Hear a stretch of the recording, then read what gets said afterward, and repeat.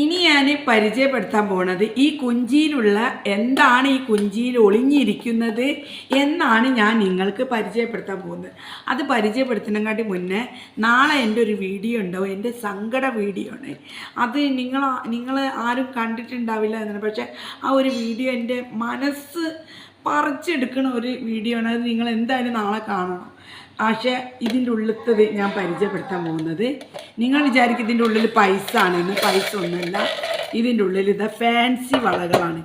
എൻ്റെ മകളുടെ കല്യാണത്തിന് വാങ്ങിയ ഫാൻസി വളകൾ കണ്ടോ, മുത്ത് നിറഞ്ഞ ഫാൻസി വളകളാണ് ഇത്. ഇത് ഞാൻ അവിടെ വെക്കാം. പിന്നെ ഈ ഒരു മാല നിങ്ങൾ കണ്ടു, ഈ ഒരു മാല നിങ്ങൾ കണ്ടു. നിങ്ങൾ വിചാരിക്കും അത് ഡയമണ്ട് ഉണ്ടെന്ന്. ഇത് ഡയമണ്ട് ഒന്നുമല്ല, ഇത് സാധാ ഒരു മാലാണ്.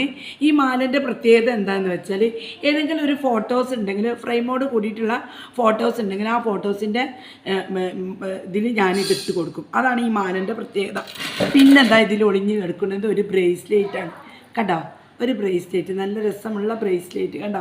ഇതും നിങ്ങൾ വിചാരിച്ച പോലെ അതൊന്നല്ല, ഇത് സാധാ ഒരു ബ്രേസ്ലെറ്റാണ്. ഇത് ഫാൻസി എന്നൊക്കെ വാങ്ങുന്നതാണ്. അപ്പം ഇത്രയേ ഉള്ളൂ എൻ്റെ വീഡിയോ. അടുത്ത വീഡിയോ കരഞ്ഞുള്ള വീഡിയോ ആണ് കാണണേ.